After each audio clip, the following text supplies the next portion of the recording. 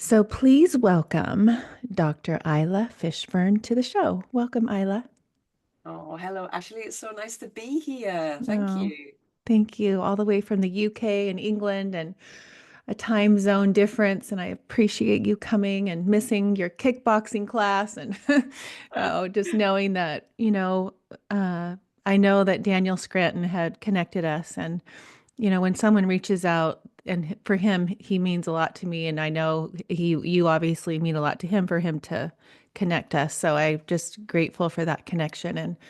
And it was like a no, of course. Like I was like, whoever you say, and here I am, have gone down your rabbit hole.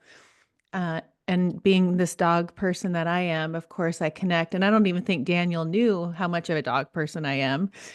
And so that's a cool thing because I was like, wow, like I'm like a full-on Dr. Isla Fishburn fan. And now I've changed my, you know, I'm going to explain to you what you affected me before we get into your story. So, I take my dogs. You just met them. They're in the room now, everybody, because I never have them, but I wanted their energy in here with Isla. And Harley's 10 and Hercules is 5. And I've always had dogs, and usually two. I just have this thing where they have the company. I like that feeling of knowing that they have each other. And Harley, like within the last month, he's getting tired and laying on the grass and rolling around. And the walk, I get an hour walk.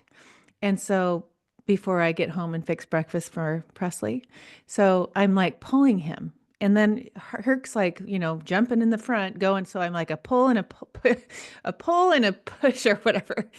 And then I'm listening to you go, you know what? Let them meander. It's not a up and down walk. It's to the left. It's like a stream. They need to smell. He's getting older. And I thought, Harley's going, wow, mom, this is amazing. Whatever you've just done to shift the energy on this walk has really I've been at ease and in the moment Mm, and understanding like my vibration and how it affects them. And I always do telepathy with their eyes. And then I mm. was learning how you teach that too, like how important that is, that connection and the soul. And I can't wait for people to understand that connection. But my whole point is you've impacted me, even though had dogs my whole life, but you've impacted me in more of a way of understanding how I know that I'm connected to my animals, but now knowing and learning from you, I'm like, whoa, we are so connected. Hmm. And it is so amazing to know that I always feel like, when the girls and I pick out a dog, the dog's like calling me. Like I know that when we look at something like, oh, that dog is picking us. Yes. So let's go back to your magic and uncover it when I would love for you to begin maybe with the tree and when it started talking or when you were little and all that your connection to nature and how you really where it evolved into being all the schooling, the zoology, all the things you Yeah. studied, how it all added into this mix of who you are, and it's Yeah. magic. Thank you. And thank you for calling it magic. That's really beautiful. And thank you for your share as well, that simple shift. And, you shared so beautifully just this word of moment, because that's really what our animal friends are. There's so many messages they have, but one of them is like, just be in the moment. Even on our walking with them, we can be like, when we get home, I'm going to cook tea. When I get home, I'm going to do the emails. When I get home, and after this walk, this is what I'm going to do. And it's like, yeah, just be in the moment and allow them, yeah, like the flow of the river. They're animals dogs are not supposed to walk in straight lines. It's just something that is we've been conditioned to believe. And so when we allow them to kind of, yeah, navigate like a scanner or like a metal detector, it gives them so much more joy and excitement and freedom and going, okay, you're getting me now, you're listening to me. So thank you for sharing that and trying it and see the difference. Yes. um yeah, so the question that you brought in, it always reminds me, if anybody's seen the Goonies, and if you haven't, then it's going to be wasted on you. But in the Goonies, when Chunk gets kidnapped, and they're like, "We want to know everything," and he's like, "Everything, everything," and he kind of takes them all the way back to when he was born. It's like my story definitely has been a long walk for me, and it definitely is this meandering journey of like a flowing river and pooling, and then flowing again, and pooling and flowing. So I was really fortunate as a child. I didn't realize how fortunate I was, because I kind of assumed as a child everyone has access to the back of their street being on a nature reserve. So I kind of assumed every child has this beautiful luxury of being part of this nature reserve at the back of their home. And every day I got home from school, every holiday, I was privileged to be down in this nature reserve until, like, in the summertime, 10 o'clock at night, as my parents know where I was. And maybe in a cultural era where we were, it was safer for us to be out to play with whoever for Right. however long, and our parents kind of know when we were. And I just had this knowing as a child that everything is alive. And so as a child, I would like address everything as if they were my family, as if they were my friends. Not that I would, at that point, I didn't really hear anything back, but there was just almost like a felt knowing, a felt sense of, I know you're speaking to me, but I just can't hear words. So I'd recognize and acknowledge the stones and the trees, the soils, the animals, the plants, just are like, hi flowers, hi trees, hi fox. And I was really privileged. And during that time, whilst I had that physical experience with the land and with nature and their aliveness, I also had, as a child, which again I assumed everybody could see and everybody else had, I had a wolf and bear that always walked beside me. I mean, to this day they're still here. And as a child, in my innocence, I always remember asking, when it was a birthday, when it was a Christmas, my parents, grandparents would say to me, what would you like for your birthday or Christmas? You've been good, and if you're good, you get rewarded in these ways. And I was like, oh well, I'd really like my wolf and bear, and I'd like them to be real but small enough so that they could fit inside my pocket, so that wherever I go they can come with me, but maybe not frighten people and not be so big. That's kind of like the world that I still live in, I suppose. And it was only when I kind of got much older that I realized that, okay, this wolf and bear are not unique to me in particular, but no one else can see them and nobody else has this wolf and bear that walks beside them. So I guess I kind of got to know them as then my power animals and two animal guides that I work with. And so during then, I guess when I then went to academia, I was kind of like then the scientist that has this analytical mind that is studying, analyzing, doing research, but I also still had a strong spiritual practice that's still connected to nature, that's still connected to my wolf and bear friend, that's still connected to, yeah, just kind of my spiritual connection, I suppose. And again, I still didn't really receive anything until I finished my PhD, and then I was working with wolves, with captive wolves. And there was a point in my life then where it was like the best time of my life, but also one of the worst times of my life. And I was really just contemplating, considering ending it. I was just like, I'm so confused. This isn't how life should be, but I don't see a way out. I can't see a way out. So the only way out for me is like just to end it. And there was a woodland that I would visit every day. And on this particular day, there was a particular tree that I would just sit on, because it was almost like I was really nurturing. Like, you would sit on it and my feet would dangle and it would bounce. So it was just really comforting and nurturing and soothing. And I was like on this tree this day just crying. I mean, goodness knows there was like snots and tears and everything. And in that moment, I heard someone say, "You are enough." And I immediately stopped crying, because behind the woodland was a farmer's field, and I knew the farmer. And I was like, oh my goodness, I'm so embarrassed. It's the farmer now taking pity on this, poor woman that's crying and trying to say something nice to her. So I looked behind me, and there was nobody there. And I was like, I definitely heard someone say, "You are enough." Went back to crying, and then I heard it again. And in that moment, I was like, oh, it's the tree. It's the tree that said, "You are enough." And even though ever since I was a child, I'd addressed all of nature as my family and friends and never had anything back, it was in that moment that it was like, hi, we've always been listening to you, and we are listening, and we want you to stay here. And it's important that you are here because you still have work to do for myself. And so what I'm here to give and offer and talk about and share. And in that moment, I still hadn't got an answer. I still didn't know what the answer was going to be, but there was just something changed of, oh, okay, there is something else, and I actually want to explore this. I want to take this further, because a tree has definitely spoken to me and said, "You are enough." And that kind of opened up even more deeply my ability to connect the way that I call it to the consciousness, whether it's the soul consciousness of an animal friend, or the spirit consciousness of the spirit that is nature, or an animal that has transitioned, or even a spirit animal. And so at the time, I had this beautiful wolf dog called Tunkasila, who's absolutely one of my allies now and ancestors. So she transitioned in March 2022. But in that moment, it was like an unraveling as the tree spoke to me and said, "You are enough." she started to change the way that she also then connected with me.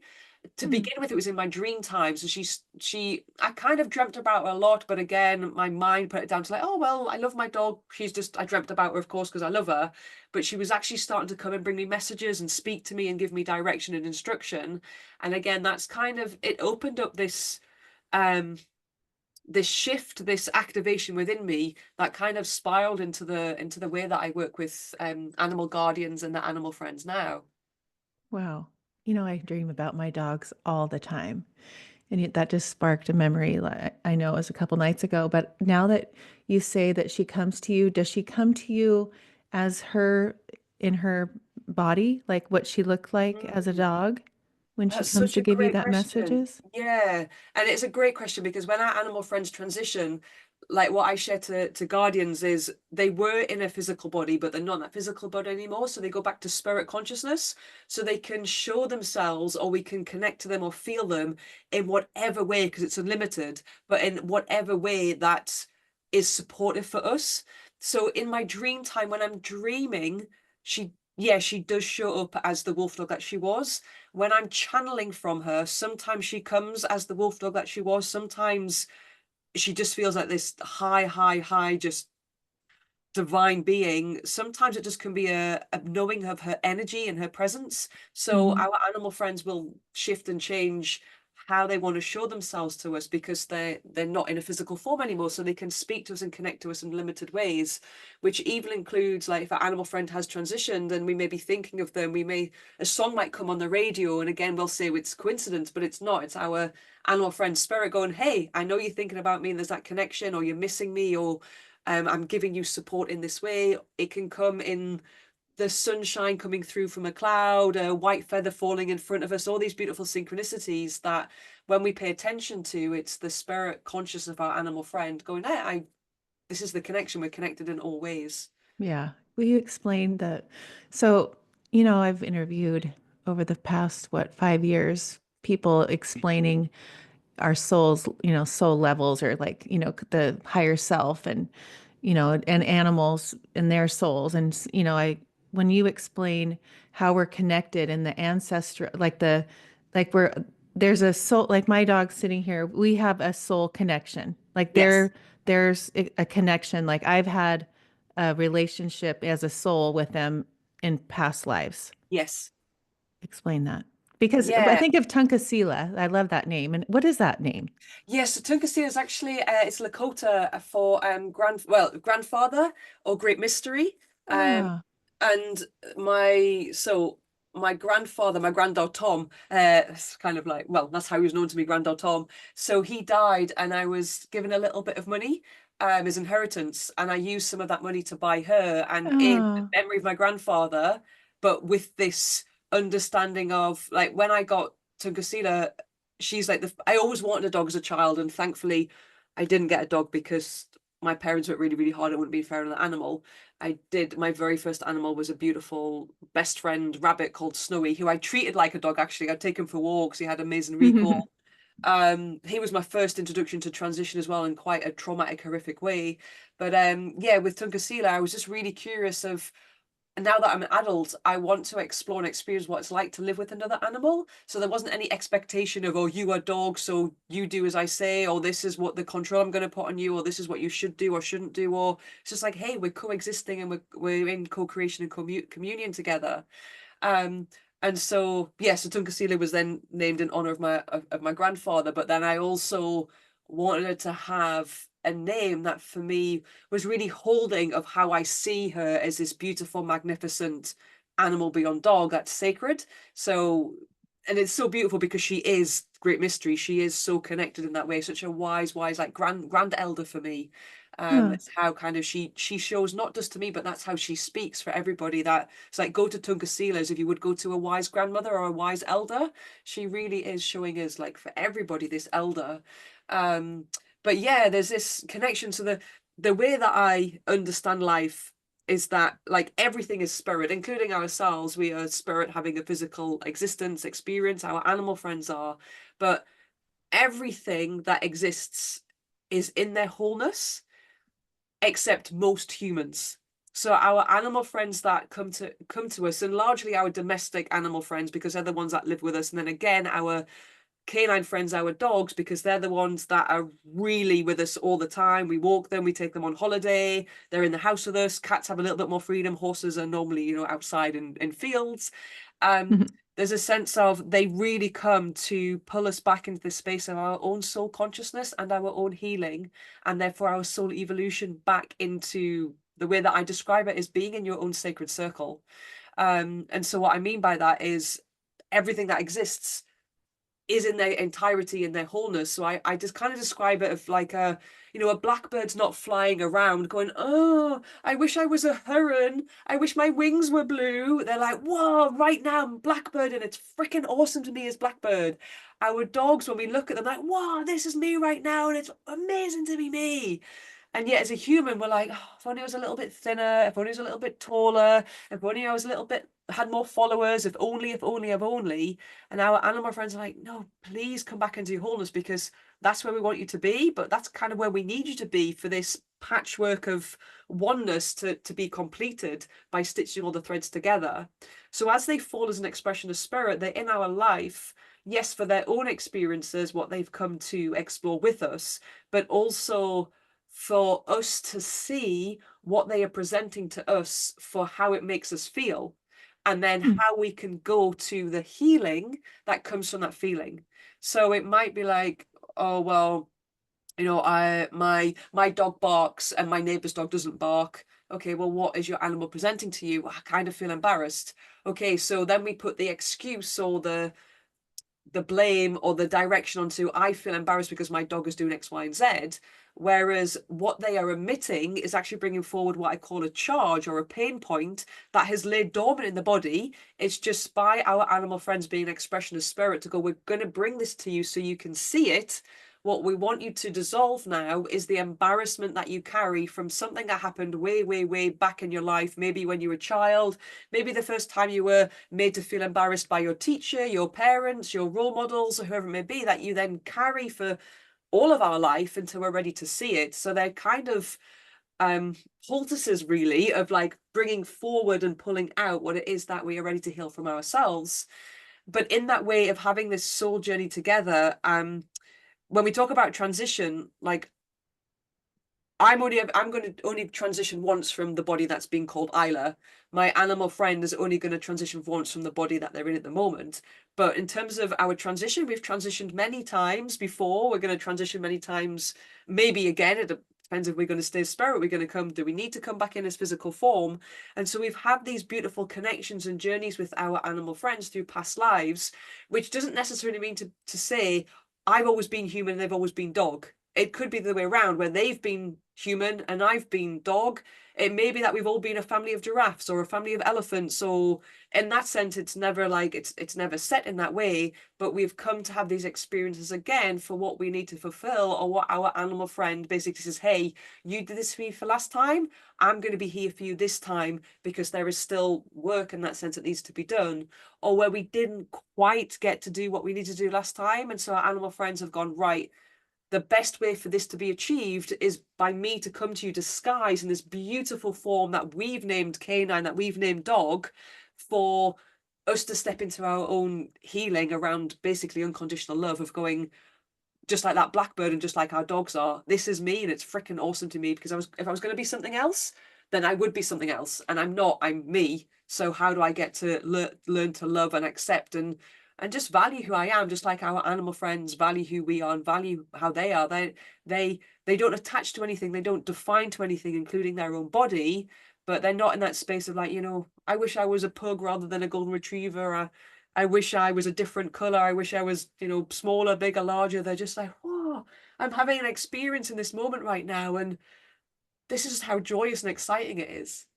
Right. I was listening to you say something about sometimes a soul just wants to come in for 10, 15 years to do something. So they choose Yeah. to be a dog because that's their Yeah. lifespan. It's so beautiful because it's, in terms of the soul, because the soul's infinite, the soul can't be destroyed. The Right. soul span, because it's infinite, like we kind of, you know, as a human, we may get stuck on, oh my goodness, am I going to live till I'm 70? Am I going to live till I'm 80? In terms of the soul, living to whatever age we live to is like 5 seconds to the soul. Right. So that's what I love of like our animal friends, you know, again, they're not sitting there going, oh, am I going to live till I'm 10? Oh, I'm 12 now. Oh, I've only got 2 years left. I've only got three. They're still just in that moment. And yeah, they're here because they've kind of come as an expression of spirit. They're here for the length of time they need to be here for. And that also means because they're doing things beyond what they're doing as dog. They are anchoring the earth, they're stabilizing the earth, they're doing so many different beautiful roles that sometimes they aren't able to fulfill because their transition comes for different ways and different reasons. And often their transition comes as this beautiful gift of medicine to go in order for the guardian to receive what it is they're to receive. The only way that's going to be powerfully activated is by the animal friend transitioning. And it's not even about oh my goodness, and it's my fault. It's not about fault or good or bad or right or wrong. It simply is a cycle of like we go in and we go out, we go in and we go out for what it is that is needed, not just for our animal friends, but yes, for ourselves. And for me, you know, I work a lot with transition and our animal friends transitioning. And it really does, when an animal guardian is ready to open up that space, the medicine that our animal friend brings in that transition, it is a gift to go, hey, they're out of body, they're not forgotten, they're not gone, they still exist, they just Mm-hmm. exist in spirit. But it's like, okay, how can I step into this transition and really deeply look at the pain? And that's kind of the invitation from our animal friends to go, yeah, we've got to look at the pain. And a lot of us don't want to because it's painful, but because Right. we don't look at it, we're just constantly stuck in this pain. So then that's where we kind of live our life from, rather than going into the pain to then see what is coming out of the other side of the medicine that's being offered by going to the feeling. And so we have to go to the feeling and walk it, talk it, dream it, journey with it, journal with it, swim with it, bathe with it, be in silence with it, and it will unravel and unfold in the way that is right for the person as an individual. Wow. I mean, that's what I'm saying, everybody. Like I'm taking my dog dogs to this connection to a whole nother level. When did you start channeling the canines? How did that Oh, happen? that started actually with Tunkasila. So Tunkasila was um so she transitioned in March 2022. So it was probably around 2021 that I started to channel from her. And to begin with, it was written. So I would just kind of I just sense no trust. I'm connected to the soul conscious of Tunkasila, and here's my pen. And I really did imagine of like, okay, now in my pen is her spirit consciousness.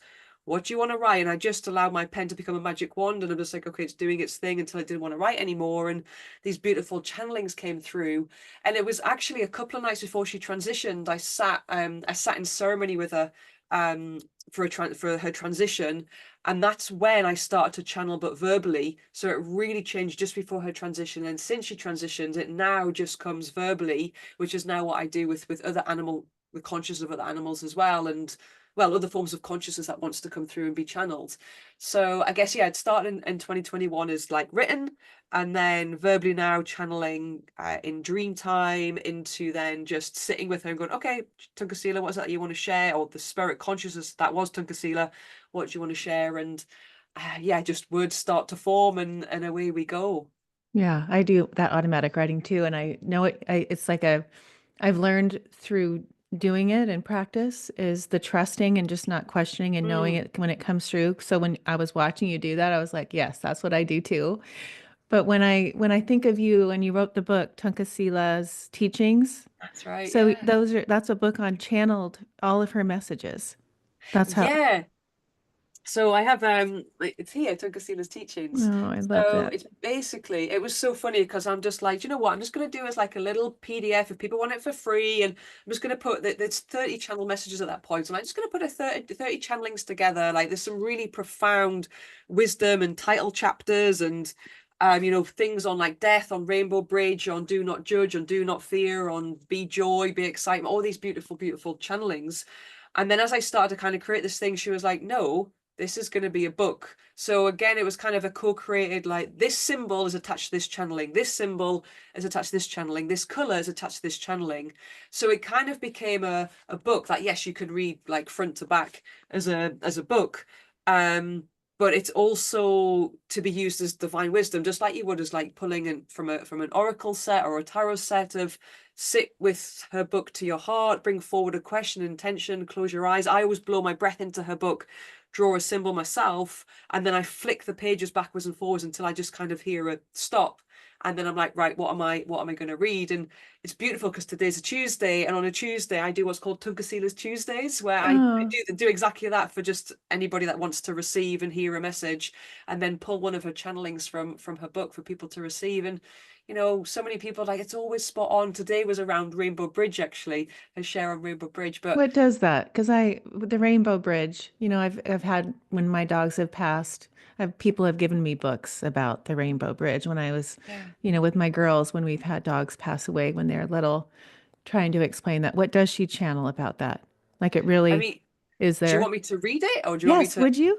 Yeah, for sure. If that's what came through. If yeah, I mean that's what came through today. And let me find it. Yeah, Rainbow Bridge. So basically there's a channel message, and then from that channel message I just take to begin with like just a little caption of it. So like that's the Oh, cover of sweet. the channel message and Rainbow Bridge. So the caption that I've taken is what she shared was, a bridge allows you to walk over and back again. And so the longer channel message is, before I share, I ask for you to be in a space that prepares you. What I share today may hit your heart. Isla and I have been sharing about Rainbow Bridge. I've known of this for some time, and it indeed is a way you can support us as a final offering for our soul to return when the physical state returns back to building blocks that will again make anew. Hear me when I share this. I understand that you feel lost, incomplete, unwhole when this time comes, but there is something I want you to understand, something I've been sharing throughout. You all know what a bridge is, and a bridge is not a door. It is a bridge. A door opens and closes, can be shut and can be locked.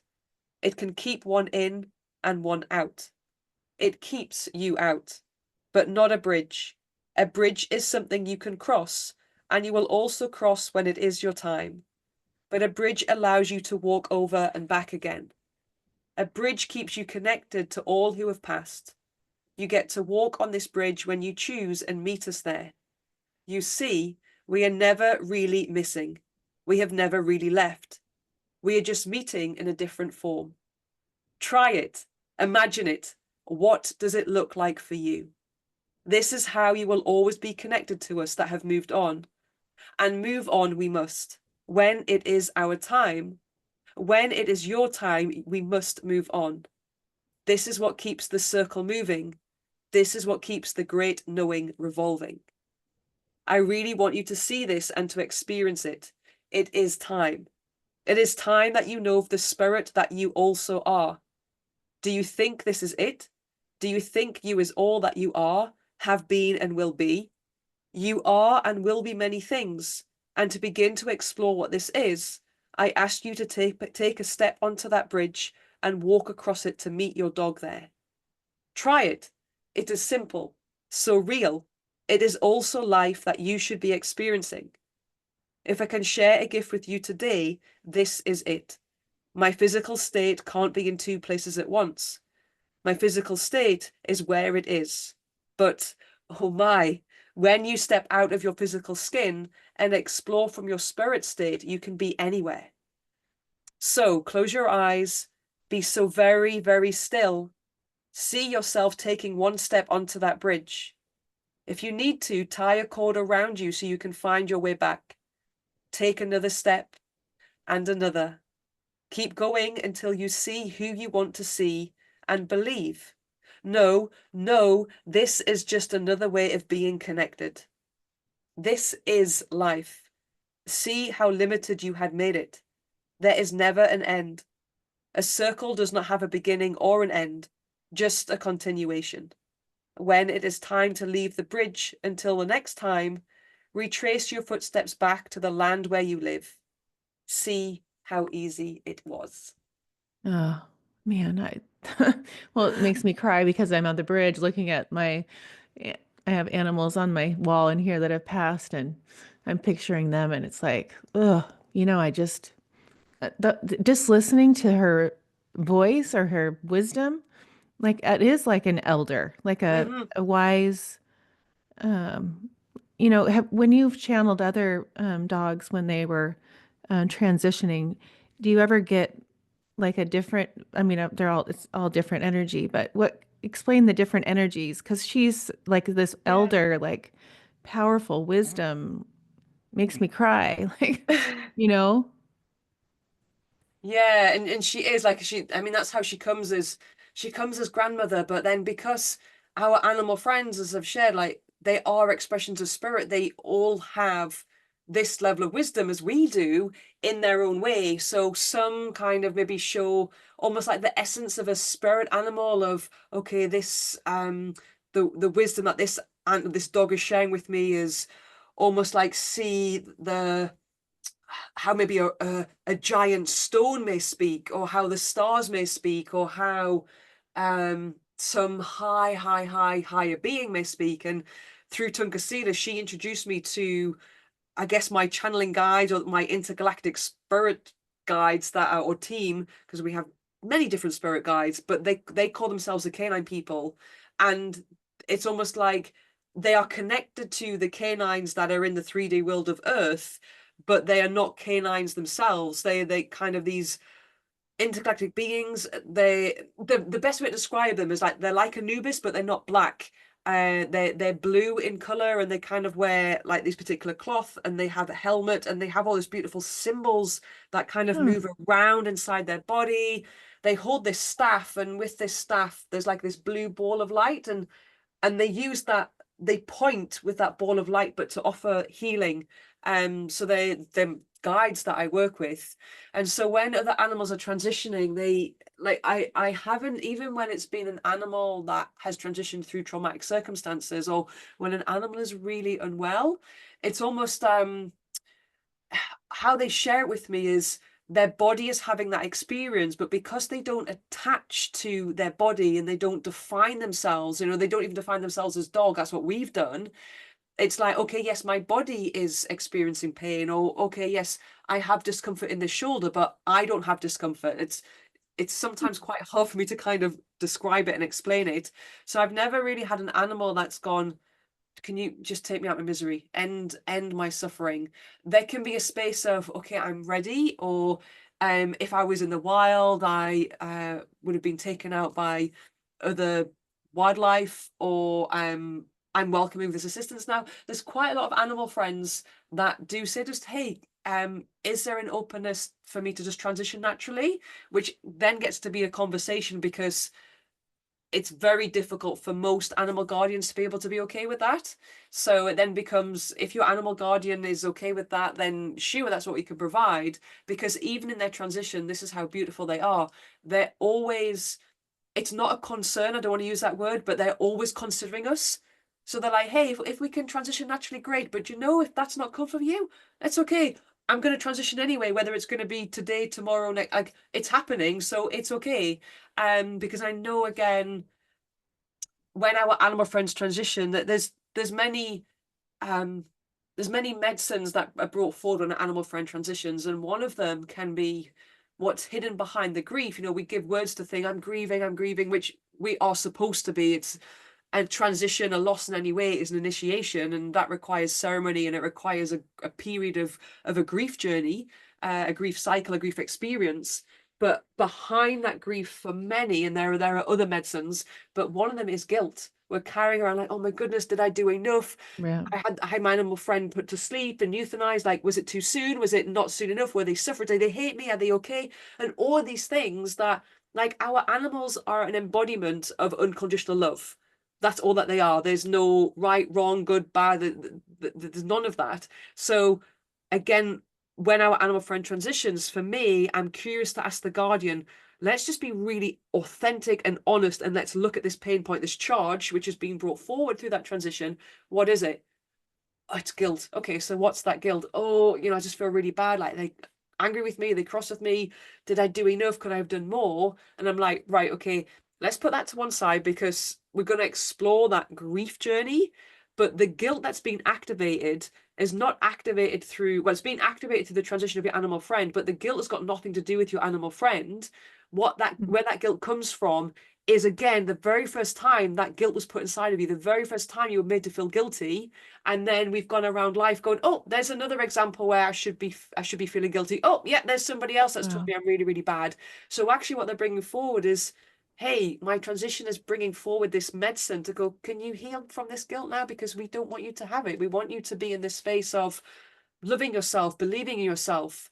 And so there's these beautiful kind of messages and medicines that are brought forward from our animal friends transition that can only be brought forward when we're in this huge pain point from their transition. Wow. You just I never thought of an animal like that. And I've gone through, when you say guilt, I've like putting him to sleep, and Hudson had passed away in the middle of the night. And it's like, did he do that just so it'd be easier for me, and waking up and knowing that I didn't have to take him, Yeah. Yeah. and but do we have soul contracts with these animals to learn that? Or do we, prior to coming into onto this experience in this body and with them as our pets? Yeah, I really, I can't see it any other way. Like, I know there's a lot of talk around soul contracts with the humans in our life, and the humans that show up really solidly in our life are the strongest connections we have, whether it's family or best friends or, intense work colleagues.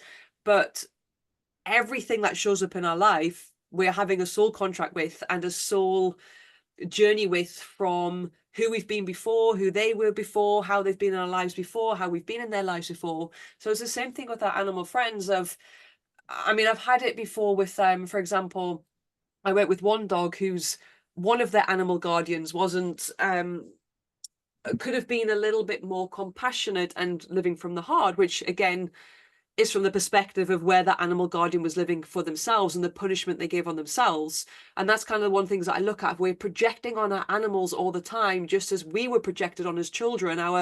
Again, not from a place of blame, or not even they could have done better, but for most of us, our parents, grandparents, the role models as adults, as elders that were in our life, were actually unconsciously saying, here, can you also carry our wounds, because we haven't got a clue what to do with them. It was unconsciously so. And what I see that we do with our animal friends, which again, they're here to go, do you know what, it's okay, we're here to support you in seeing this for yourself. So like, what you're projecting, or what we're projecting onto our animal friends, is a way of going, yeah, what are we unconsciously carrying and then placing onto our animal friends? And so from that place of a soul contract, yes, that's what they've come, is this beautiful expression of love to go, yeah, we'll walk with you and get you to see it, and you will eventually get there, whether it's through a transition, whether we got you to this bit that your soul was ready to get to before the next dog came in that's really going to activate this for you.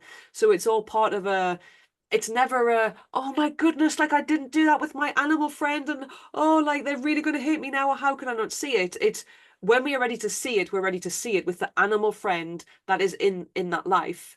And so going back to this example of the dog, like the one of the guardians, as I say, was from their own wounds and projections, or unconscious projections, was kind of placing that on their animal friend, and the very kind of, for me, old school belief system of, this is what it means to be a dog, this is your bed, you have no other access to the house, I'm telling you what to do, just being quite controlling and domineering onto the dog. And the dog was kind of, well, you would think the dog was having a hard time with that. And then when I connected to the soul conscious of the animal, he shared of like, and it's also okay. And at first I was like, how's this okay? Like, you're kind of having a really hard life right now. And what the animal shared with me is that in a past life, and it felt very, very, very like a long, long, long time ago, um, he shared, the best way to describe it is like, in a past life, he was a lord, and he had this opportunity to look after his very, very small community. He could either just look after himself and be greedy, or look after his community. And he's like, you know what? I actually, because I didn't know any better, I chose to look after myself and allow my community just to die and be impoverished and poor, and I didn't care. So now in this life, I'm coming as a dog that's having a really hard time with this control and with Mm. this almost like domineering of like, I will give you this and this is all that you're getting. And he's like, so that's what he came to experience from, I guess, that karmic patterns of what he came to learn, whilst at the same time knowing that that dog is now also unconditional love of like, I need these iterations to be released now before I go. But it's also what he carried. So we have a soul contract in that way, but also there is a knowing that, again, what is best for our soul. So the consciousness of animals will often share with me, well, one of the things that they do share is that they are not here and do not wish to feed our mind. So this can be it can be quite tricksy, because when someone comes to me, even if they're like, no, my animal is a soul, and on some level I recognize that, I'm whatever they want to share, like totally open, totally accepting, but they're kind of actually, without realizing, or maybe they are really realizing, they're coming with an already preconceived idea of what they want to hear to make themselves feel better. Mm-hmm. But our animal friends are like, you are so much more than your mind. We want you to be your soul. We want you to live from your soul and be in soul consciousness. So they will share for what our soul is to receive, that goes beyond what the mind can comprehend or what the mind can receive. So it's always a bit with some animal guardians, like and sometimes, for example, if I'm connecting to the spirit consciousness that was a dog, for example, and the guardian might be like, I just want to know my dog's okay. And I'm like, well, your dog, I mean, even without connecting, your dog's okay because they're now spirits, so they're okay. But Mm-hmm. I'm going to connect to their spirit consciousness. And I'm like, yeah, they're sharing like this imagery or this. And the feeling behind it is like they're just free. There's a happiness, that, there's an excitement. And the animal guardian almost will look in sadness and be like, well, they're happy that they're not with me anymore. I'm like, no. That's not what it is at all. And so it's kind of going past about, okay, but that in itself is in a pain point. Where in your life, or where have you been told that you need something outside of yourself for you to be happy? Or, oh my goodness, I must be a really bad person because I've just made this belief system that my animal is happy that they're not with me. So again, it's still, even in their Right. transition, opens up the wound that our animal friends are going, hey guys, we need you. We need you to be in soul consciousness in this space of almost like enlightenment that everything else is at, that we started off as, and that we need to return to, or is very helpful to return to. And that's what they're kind of opening up within us. So there is always this is what your soul needs, or this is the best way that your soul is going to um uh be in compatibility with this. So a little bit like you shared, like one of your animal friends like died during the night in their sleep, and is that what was the best way for you to be with that transition? Then yes. So there's almost a sense of, we like to, again, believe or think or say that was our choice when we may, for example, have our animal put to sleep. But there is something that is going on, like higher than ourselves, not in a manipulative way, not in a controlling way, of just going, this is supposed to happen for what the animal needs, of how the animal friend is in your life, which is actually going to open something up in yourself. Which then takes in the space of just like, it's just unlimited. It's beyond what we could even kind of think is possible, or even often imagine. Hmm. I'm thinking, okay, I've always been an animal person. Grew up with animals. In my adulthood, have always had animals. Couldn't imagine my life without ever. Like that would just be a void. One passes away, there's just like you think, oh, I can't put myself through that again. But then of course I do. But Yeah, then there's these other people that don't have that animal connection, yeah, don't ever have an animal or dog or cat or whatever in their life, and they live their life without that energy in their home. What is the difference between that and the way an animal like you and I, like how we just like create, like love that energy? yeah. That's a really beautiful question, and I kind of feel it depends on what the person. It depends, I guess, on how spirit is going to express itself for that individual soul for what they need. So it might be, for example, there might be someone that doesn't have an affinity, a love, a connection with animals that, again, for me, are just expressions of spirit cleverly disguised in the form of an animal, but may have a beautiful way of being with stones or rocks, maybe have a Okay. beautiful way of connecting with the planets, may have a beautiful way of being with the plants, may have a beautiful way of being with song. And so it's like, okay, how is spirit finding the best way for that person on their own soul journey of what they have been, what they've explored, what they've experienced, for the best way for spirit to try and get to speak to them, to go, we still need you in your wholeness. So animals for me, animals for me are a really beautiful way of doing it, because they also tell us to get into our primal body. We are physical beings, and physical beings shouldn't think, well, physical, the matter doesn't think, it feels. So we start off when we're born, and as children up into a certain age, we are constantly feeling. We don't have words to things. We don't have labels. We don't have belief systems. Our animal friends never live in that space of labels or words or belief systems. So animals are really good at going, be in your primal body, be in the moment, be in your heart, be heart aware. But song can bring us into heart awareness. Plants can bring us into heart awareness. Swimming can bring us into heart awareness. Being with the planets can be in heart awareness. And sometimes some people are just so disconnected, and that's why so many of us are hurting, because we're so disconnected to self that we then disconnect to nature and all these beautiful ways that spirit is speaking to us. And so it's them finding that connection again in a way that speaks to their soul. So spirit will speak to people differently depending on what our soul needs to hear. And then breaking it down even to animals, it's like, the good old divide between, are you a dog lover or a cat lover? And there's always like, oh no, I like the dogs but not the cats. So it's like, okay, well, for that person, it's the cats as an expression of spirit is what's going to support them in awakening them to their soul consciousness. For some people it's a dog. For me, it's just all animals. Whether it's an insect, whether it's a worm, whether it's a dog, whether it's a dragon, I just love all animals. Right. But it doesn't have to be in order to achieve that soul consciousness and being your healing journey, which we know, it's if someone is not connected to animals in that way, there'll be something that makes them go, yeah, do you know what? It is the stones, it is the plants, it is the rocks, it is the grass, it is the wind. It's that there is something that is for each and everybody.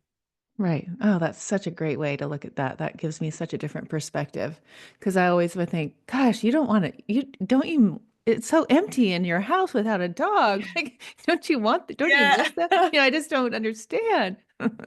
Yeah. And then for me, I'm always curious of where, sometimes there's stories of like, well, we weren't allowed animals, or we were brought up that animals are dirty and unclean.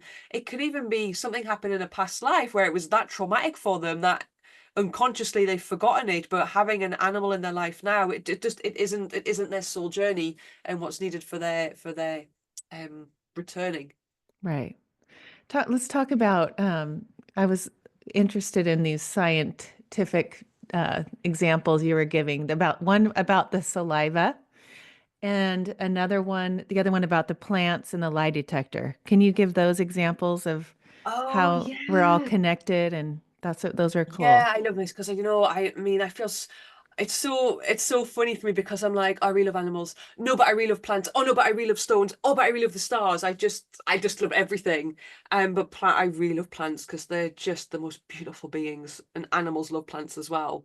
So the way that I kind of get people to understand that, yeah, we're all connected, is this beautiful study. Well, there's a couple of studies. So, and I don't even know the reason why, but I think it was in the 1960s.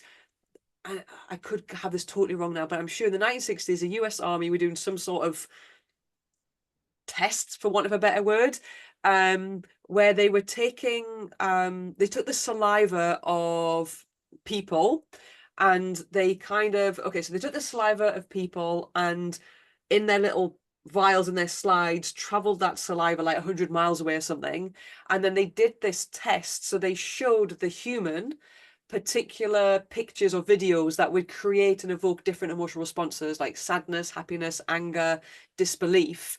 And I can't remember how they recorded it now, but they monitored then the saliva and the DNA in the saliva of that person, or each and every person that was now 100 miles away from that person, and it had exactly the same emotional response as the human, even though there was like no connection, or they weren't physically connected. And this is the beauty of my physical body sitting here can only be here, it can't be anywhere else. But the soul is infinite, so the soul can go to all manner of different places, and so can our essence, which for me is like the energy signature of who we are, that can just travel in the wind.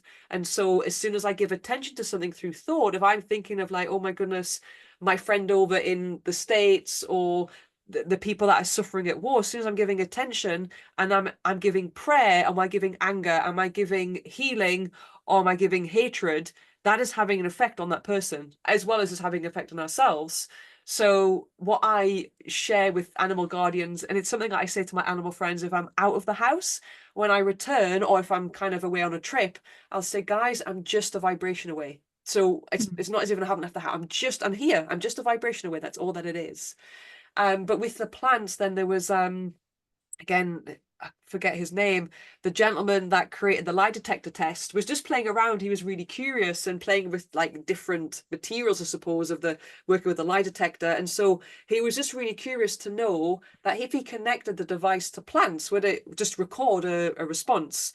And he realized that it did. So he's like, this is really cool. I wasn't expecting a response. So then what he started to do was he did a little bit of an experiment where he, in a separate room, had I think it was two plants.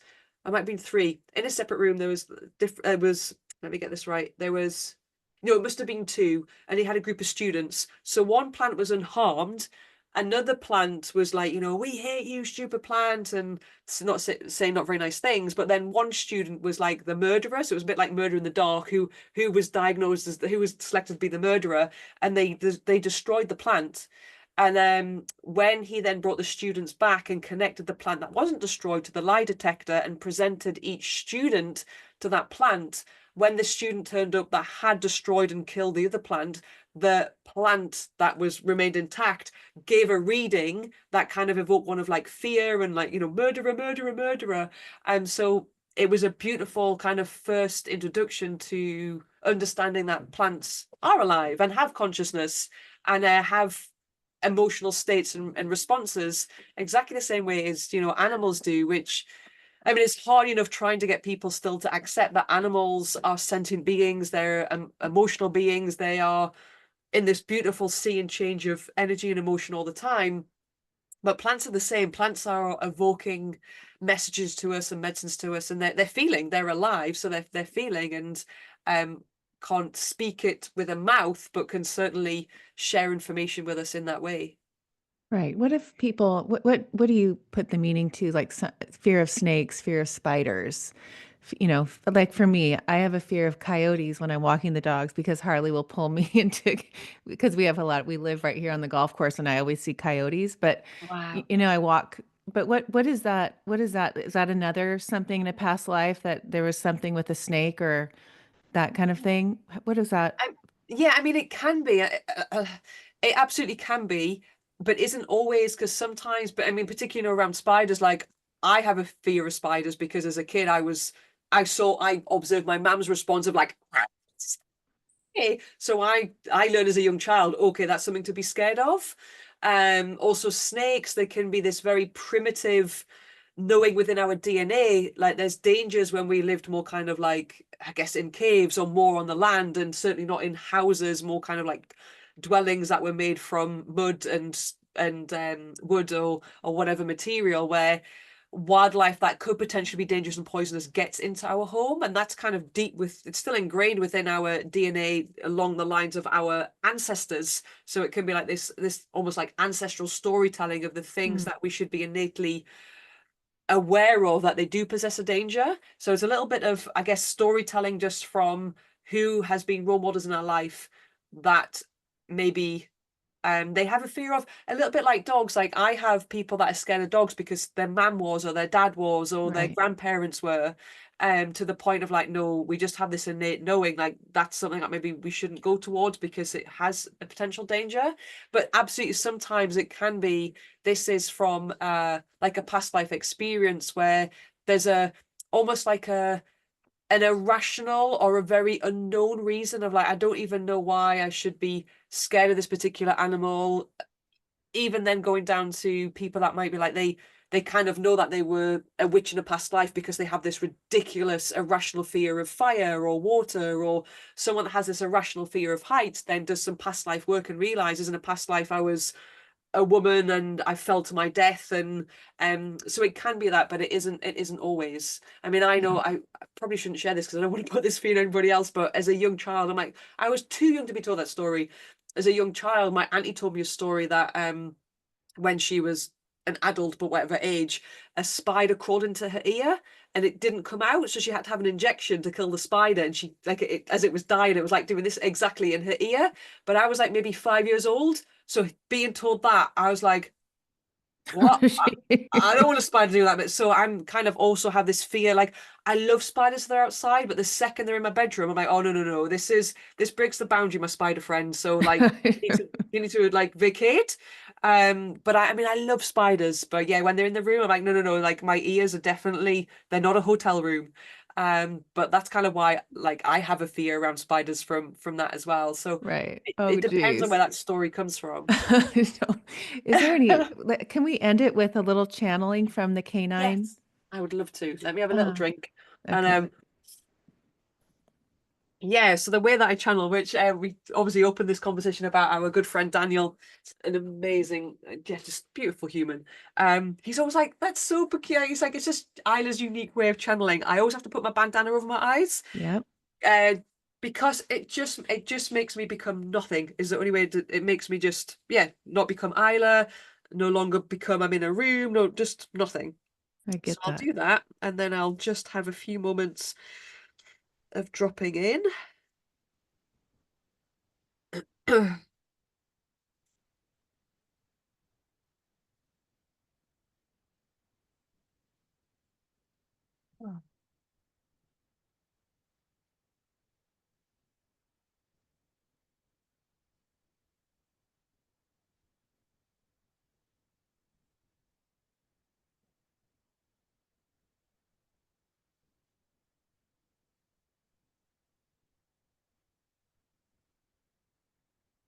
We are here. We are here with you in all these spaces, in all these spaces that you cannot imagine, yet you can imagine. Your imaginary self, you have access to, you have access to all areas in your imaginary self, and in your imaginary self is where you can meet us, is where you can meet that all is possible, all is. We wish for you to know that all is. We wish for you to know that you are the greatest being in existence, for you are in existence, for you are existing, and you are the greatest being in existence, for you are you. We ask for you to hear our words, that you are greatness, that you are greatness. We ask for you to know of this greatness that you are, and this greatness that exists in all.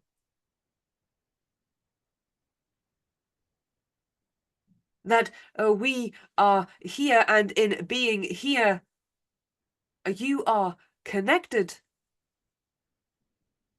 to all greatness, all, to all spaces, to all dimensions, to all that exists,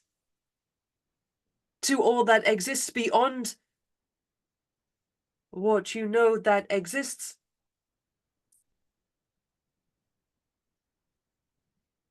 The temples are within you. The pyramids are within you. The stars are within you. The mysteries are within you.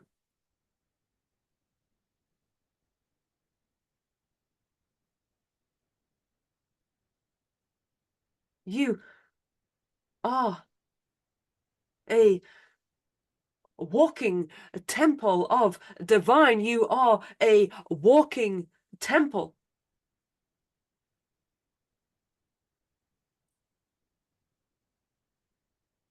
You have access to all that is available, and all that is available is here. A reach out, a reach out, reach out.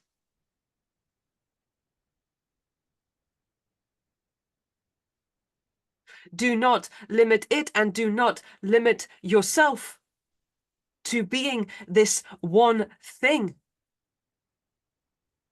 Reach out, reach out, reach out. Know of the many things that you are without knowing.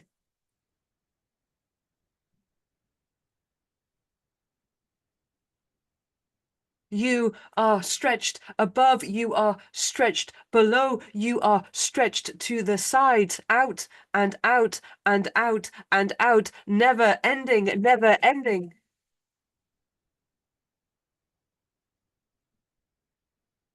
Beginning, but not beginning.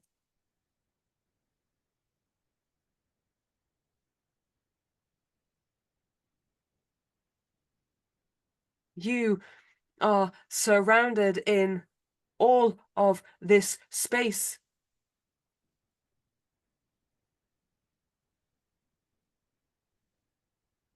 And all of this space is in you as greatness. We do not want for you to not consider your greatness. We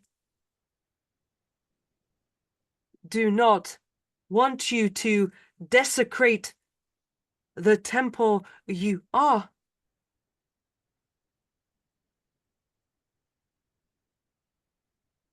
Go within this temple and be with all the jewels, be with all that is inside this temple. Temples are sacred, are they not? And in being sacred, they hold mysteries, they hold clues. They hold a deep wisdom. And that is you. You are already deep wisdom.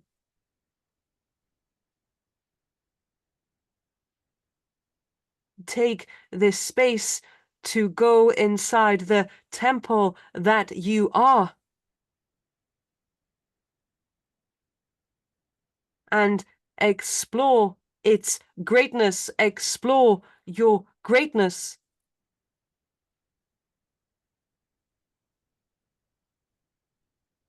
And know of the greatness that is, that all is. And all that is also you. You are not separate from it.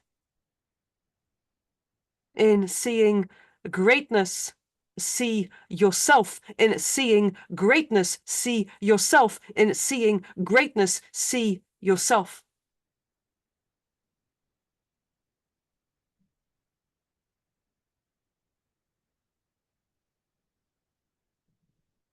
This is what we wish for you to hear. And we wish to leave you with the echo in your ears to remind you of the greatness that you are, to leave an echo of how great you are. And we leave that with you. And in leaving that with you, we surround you in love.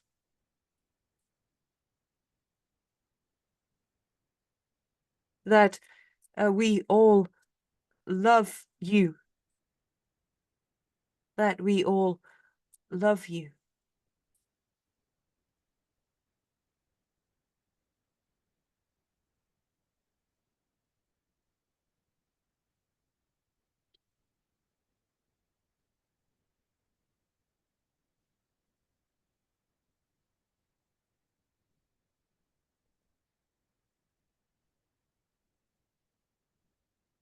Oh, Oh, that was so good. mm. I had my Sorry, I eyes was getting... closed Oh, beautiful, beautiful. because Yeah. I could take it more in. Like we have Mm. everything. We are so much more than what we've are here to, what we've been made to think. Yeah. Yeah. Well, I suppose is that then that's the conditioning, is it, like keep you small and think Yeah. that you're just, oh, it's just little old me, or I can't do this, or I can't do that, or there's really power. Like I can never, when I'm channeling, I can never remember. I know there was the greatness, but I can never remember what's kind of said or shared. But I get powerful imagery, and there was a sense of like, yes, seeing of like a pyramid or a temple, and like that's like, see the pyramid as you, see the temple, see the secrets inside that as you, because it Right. is you. But that was the canine people. Yeah, I'm never sure like who's going to come through, but it was the canine people that came through. Huh. Yeah. Who else comes through if it's not the canine people? Sometimes it's Tunkasila, Oh, sometimes, okay. sorry, the spirit conscious Tunkasila. Sometimes yeah, I also have a channeling guides that are called the Aquarians, which are connected to water. So sometimes the Aquarians can come through. It might be the Manitou. Oh, yeah, Manitou's right. There's sometimes it's like, so my current dogs are called Manitou and Lilu. Sometimes like Manitou's like, oh, I have something. Or sometimes it's Lilu. It just, yeah, I just always trust of like, yeah, who's to just come and share, and for what is most needed in that moment, I Uh, suppose. did Daniel teach you? I mean, did you take lessons from him? How do you know him? Yes, so I know Daniel. So no, so I was, yes and no. So I was already channeling, and like in complete transparency, which is the only way I can be, there was almost a sense of like, oh well, who am I to say I'm a channeler? So Right. in my own kind of like I suppose ego of, oh, if I work with someone who's already a channeler, then it's okay for me to say, oh, I'm a channeler. So I came across Daniel and really liked just his work and who he is. So I connected him, and like so I guess he is my channeling coach, but the way that we work is slightly different to how I'm assuming he normally does, because I can already channel. Right. But it was more for me to be like, oh, again, it's just the constructs of what we're told, right? Like, oh, who is little Lord Isla to be like, oh, I channel. Um, Right. so, but yeah, I have he's yeah, just supports me in like exploring how I can get my channeling out there. Oh, Yeah, because neat. like And he says, it's not. I suppose for me when I started to channel, because even before I started to channel, I was aware of people like channeling, like Palladians and Arcturians and Lyrans, and um, I guess there was almost a romance of, oh well, that'd be really cool to channel from like these high dimensional intergalactic beings. Um, but I'm not here to channel them. And hmm. then again, it's just like, am I doing something wrong? But Daniel and I talked about it, and he's just like, well, we all have our channeling guides, and for me, it's almost like, because when I first got introduced to the canine people, again, I mean, I love you canine people, no disrespect, but I really was like, really? The canine people? And when I sat with them, they're like, hey, don't discredit us. We're no different to any other. We're just your channeling guides. Like, we're no different to any other high dimensional being. We're just these high dimensional beings over here. This is what we look like. And how they describe themselves to me, how they show themselves to me. And now I just like, they are, when I see them, like, oh, my family, my family, my family. Oh, But there is also a sense of, it's almost, there is starting to be a wider recognition of these beautiful groups of intergalactic guidance that we can receive. But the message that I get of the way that I'm to channel is to kind of get people to understand that we can channel with everything from its consciousness. And because we're on Earth and we're living with family and friends of different species on Earth, that is still our cosmic family, be with the, like channel from the things that are on Earth as well as channeling things that are higher dimensional. So Right. yeah, it sits really well with me now. But as I say, I have got these high dimensional, the canine people, but also of like channel the conscious of stones, channel the conscious of the stars, channel the conscious of the waters, channel. I also channel from individual plants or the conscious of plants. So it's getting, yeah, almost like familiarize ourselves of whilst we're here on Earth, how we can open up this dialect with our Earth family, but also our intergalactic family. Wow. Amazing. Isla, how can people find you and your website? And I went through it. It's, um, you know, all the things you offer, and I don't know, tell everybody how to find you and what you're Thank offering you. right now. Thank you so much. So actually my website is kachinacanine.com. It's currently being totally transformed. It should be, my new website should be live in April. So I can't wait for that to be out because it's just really matches where I'm at now and what I offer. So my website, yeah, is kachinacanine.com. I'm on Instagram as Kachina_canine_wellness. And then my Facebook social is, my business is Kachina Canine Wellness. Personal is Isla Fishburn. Yeah.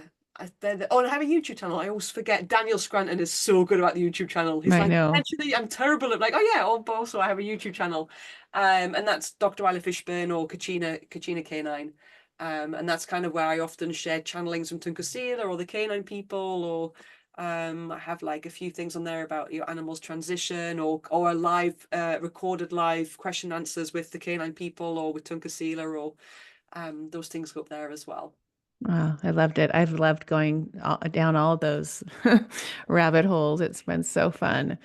But I've really enjoyed you, and you've made an impact in my life, especially with my animals and the way I see my plants and my yeah, my nature, you know, and it's so important to me to be in nature, but you've Yeah. taken that up a lot. And I know that we could go on and on about your shamanic work and your drumming. And I mean, there it goes so deep, but yeah, everyone watch her YouTube channel, listen to her. I mean, get her books. I just, you know, it's like when people understand, like when you were just channeling, it's like that we are so much more than what we are led to believe while we're in this body. And if we I could know start it's, to yeah. open up and, you know, if you kept saying imagination, imagination, it's like that's such an important part of our human experience is our imagination, right? Like that Yeah, is yeah. everything. It absolutely is imagination. I don't recall that being shared, so that's great. But imagination is like, for me, the way that I understand it is like we are magicians. We're a nation of magicians, which is what imagination is. We are here to be these creators and to create magic and to anything is possible. But again, we're told as human, like, no, that's the only route, or that's the only thing you can do, or don't be so stupid. Or again, as children, we're told, you know, that imagination and creativity is taken away from us. But that's exactly what we are. We are imaginary creative beings here to create in a way that feels right for me. That might be different for you. That's different to everybody else. Because that's the whole point. It's like I see it as a tapestry or a patchwork quilt. If we all put Mhm. our beautiful creativity together, which then creates that web of wholeness and oneness that all of life is in. Like no other life form has had that magic taken away. Even with our animal friends that we try and control, they still have those pockets when we're not there or when we're asleep or when we're busy doing something else. They're like, ha ha ha, I'm going to be my magic and imagination. But as humans, you know, it's we're enslaved in that Mhm. way, and and Totally. we're the only ones. It's only our self that can go. Actually, I'm going to have the courage and the determination and the commitment and trust to open that up again and know I'm not going to get punished. I'm not going to get burned at the stake. Or I'm not going to get ran out of my village. Or I'm not going to get thrown to the lions or whatever. Just I'm here to be my totality, which is everything that we are, and have been and ever will be. And like we're souls, we're spirits. We are, I mean, we are as humans expressions of spirit. And for me, that's what excites me and fascinates me. Hmm. Including our animal friends that are in our lives, that when they transition, I'm like, then they are a spirit guide that comes into our physical life manifest. And when they transition, they continue to be a spirit guide, but also an ancestor. And I just think it's so cool that my animal friends now are my ancestors, or Hmm. always were my ancestors. Um, it just fascinates me. Yeah. Oh, me too. Thank you. Thank you. Thank you. Oh, I really am forever changed. So I really Oh, appreciate. Yeah. thank you so, And I so mean much. that from the bottom of my heart. It's like I just, yeah, a whole new perspective on just even, you think you don't you don't look at animals as, what here to teach you, right? Like you look at your relationships, your marriages, Yeah, friendships, and the triggers that they provoke, or the mirror, the reflection of them is really me, and what I see in yeah, them is what I am in me, so I understand that. But now for you to explain it the way you do with these animals and my dogs, and how, my walks will be with you. Like, I just want you to know that you're part yeah, of me now.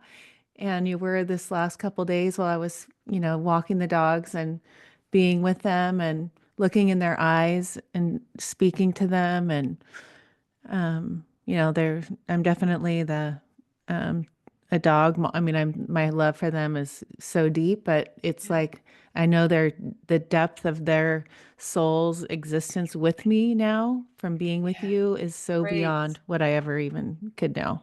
So thank It's you. just great to hear that, because it really is like, what, who have they been before? Who have we been before?